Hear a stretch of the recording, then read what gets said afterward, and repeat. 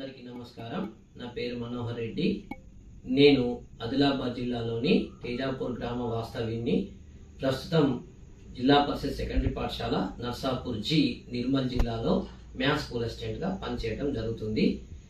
నా 15 సంవత్సరాల అనుభవము కృషిని జత చేసి 101 ఎగ్జిబిట్స్తో సుమారుగా 200 కాన్సెప్ట్స్ను వివరించడానికి సిద్ధంగా ఉన్నాం. ఇప్పుడు మనం ఈ పరికరం ద్వారా శాతాల గురించి తెలుసుకుందాం. ఇప్పుడు మనకు 100 రూపాయల్లో 10% ఎంత అన్నప్పుడు మనం ఈ రబ్బర్ బ్యాండ్స్ని ఇలా 10% దగ్గరికి తీసుకొచ్చేసి వదిలేసి ఇందులో ఎన్ని సర్కిల్స్ ఉన్నాయో కౌంట్ చేస్తాం. 1 2 3 4 5 6 7 8 9 10.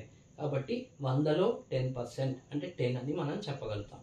అదే రకంగా 100లో 20 ఎంత అంటే మనం ఈ 20 దగ్గరికి తీసుకెళ్తాం. 30% ఎంత అంటే 30 దగ్గరికి తీసుకెళ్తాం. అదేవిధంగా 70లో అన్నప్పుడు మనం ఇట్లా అడ్డంలో ఒక రబ్బర్ బ్యాండ్ వేసి ఇక్కడికి బ్రేక్ చేసి ఇందులో ఉన్నాయి కౌంట్ చేసి మనం శాతాలను చెప్పవచ్చు. ఇంకా ఎక్కువ కావాలన్నప్పుడు మనం వీటిని సైజుని తగ్గించుకొని గ్రాఫ్లోకి వెళ్ళి కూడా మనం శాతాలను చెప్పవచ్చు. సులభంగా అర్థమయ్యేటట్లు చెప్పవచ్చు.